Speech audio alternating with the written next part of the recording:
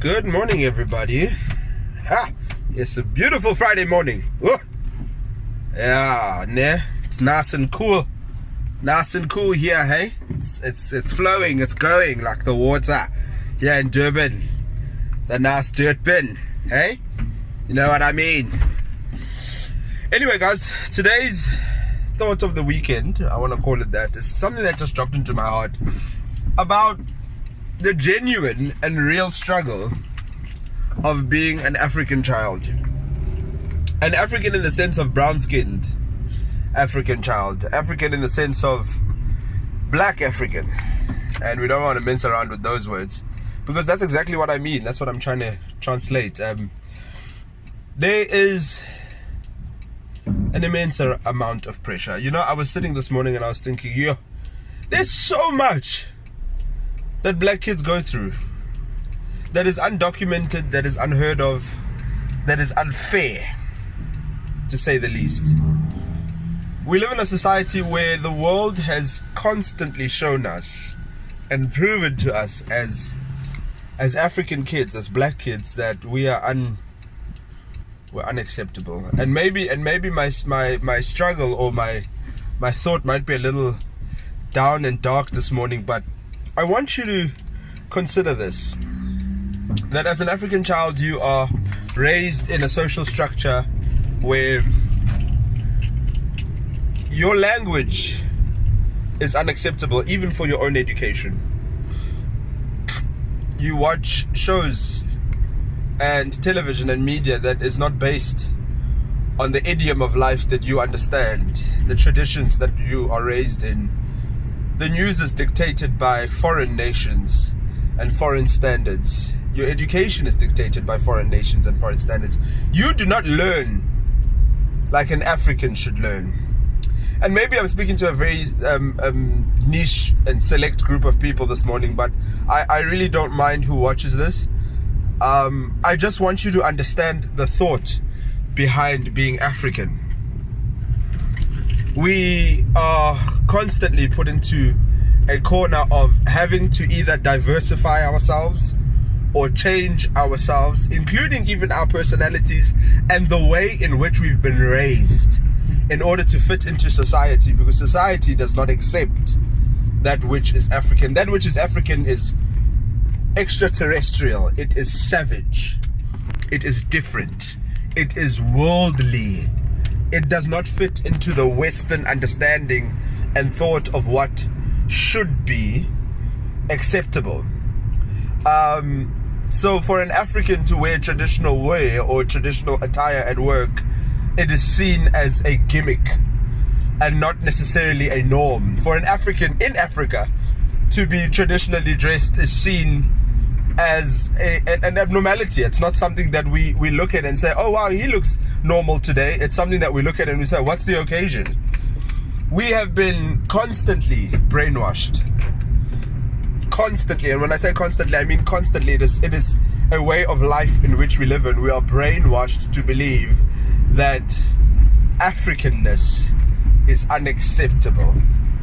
We go to schools where we wear uniform, and we are taught to be part and parcel of the greater understanding of that which educates us, which is the Western world. We are enslaved from a young age to other cultures, other ideas. We're enslaved, generally. Even in the way we do music. African music is not big because African music is not acceptable. Doesn't meet the standards. Even within Africa, in order for African music to be something great in Africa, it must be accessible in English. Because Africans don't know African languages. We've been taught that for you to know an African language is not an achievement because you're African. I mean, for me to learn Swahili, that's not a big thing. I mean, do you know German? Oh, come on. There's something very wrong and very hurtful in the world for an African child. is that the minute you realize that you are a conscious living being, you also then have to realize immediately as an African child that you cannot be yourself. Imagine that. Imagine waking up to yourself and then realizing you can't be yourself, because yourself is not what the world wants. The world doesn't want you. The world wants a version of you that it can tolerate, a version of you that it can accept, a version of you that makes sense for them, a version of you that is ideal, that fits the boxes, that rolls the R's in the right way and knows the silent P's and T's that exist in certain words, a version of you that doesn't enunciate Sawubona as loud as possible when you walk into an office in Africa. You can't say Sawubona because Sawubona means you are antagonistic in some nature and you are political. For me to walk into an office space with African people who live in Africa and shout Sawubona or Sanbonani is unacceptable. There are certain people who don't understand that language, but yet you're in Africa. Whew. And maybe the awakening comes a little too late in life.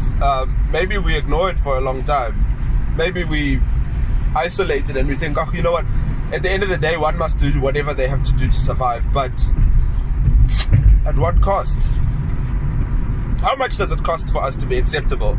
Because right now it's costing us our mineral resources. It's costing us our identities. Can you imagine a continent full of people who cannot identify with themselves because somebody else from another country or another continent and of another race has told them that being yourself is savage in your own country, in your own continent? And I'm not picking on white people at this moment. I'm just trying to reflect and say, you know what, guys? I think enough is enough. I think we need to start developing an idea and a worldview of an Africa that is acceptable. I think we need to start pushing the envelope and actually making aficanasity. Oh, I love that word. By the way, that's Absa's new word, aficanasity. By making aficanasity a real thing. Counter-culture or counter-African culture production should not receive stature. It should not even receive recognition in Africa. Rappers who sound like Americans, sit down. Pants, all of you sit down. Because at the end of the day, you're only reflecting probably the most ignorant culture that exists in the world right now, the American culture. They know nothing. They believe Wakanda is a real country right now. Here in Africa somewhere. Do you know that? You're busy trying to rap like an American. You're busy trying to be all trappy and nonsense and reflect American culture. They aren't even finishing their sentences right now in English. They are the dumbest people on earth. And you're bringing that here. Please think about that next time you open your mouth and call yourself a rapper. Please. Go back to Biggie, go back to Tupac, go back to all those guys who are actually trying to push something real. And say, listen, let's recognize ourselves. Let's develop a culture for black kids. Hip-hop was supposed to be a culture for black kids. Not that trap nonsense manuals that you guys are doing right now. Yeses. It's got a nice beat to it though. it's got a nice... It's nice sometimes. But no man. It's not enough. So I really just want to say, guys, you know what? Let's wake up, Africa. How's that? You are young, you are beautiful, you are African. How are you showing the world your Africanacity? How are you demonstrating that African culture, the way in which we live and move and breathe and have our being is normal and okay? You know, I had to explain that there's this one class that I do of supervision, and even in HIRA, or hazard identification and risk assessment and controls, we touch on the element of embedded cultures. That in Africa, there's no such thing as equality. There's respect in Africa. Equality doesn't exist. We don't believe in equality in Africa. Equality is a Western idea of making people equal. There's no such thing in Africa. And that is not a bad thing. We respect in Africa. As an African child, If you are standing in a line as an African child and an elder person comes, they cannot stand behind you. But the Western society and the Western culture has taught us that it's okay for our elders to stand in buses. It's okay for our elders to stand when there are young people sitting in chairs. It's okay now for our elders, for our mothers and fathers and the people who walk behind us to wait because we're busy. In Africa, if you are in front of the line and an elderly person comes along, you tell the teller, oh, ma waza. That is what we do in Africa. In Africa, the men respect their wives. No, there's no equal.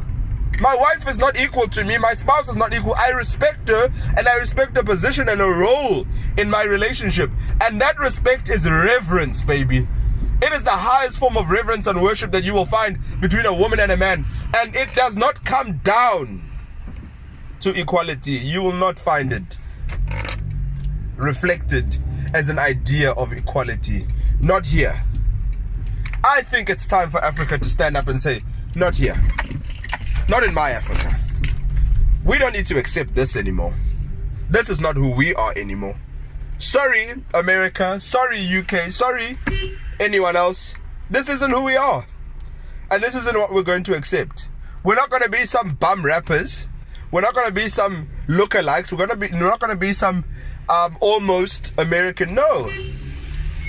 We're going to be authentic. We're going to be African. We're going to wear it whenever we want. We're going to rock up to work with African attire.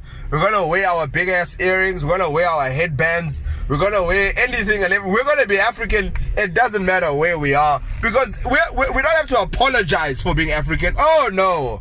No, baby, we ain't. I'm tired. We don't have to apologize for being African. If your work culture and policy does not accept it, change it. Change it. What's wrong with changing it? Who says that EMSA must wear uniform? Why can't the EMSA uniform not be Ilenduza, that head in KZN? Change it.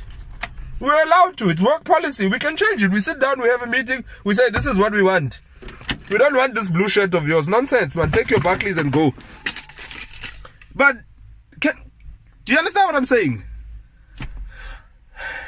I hope you do. Anyway, sharp.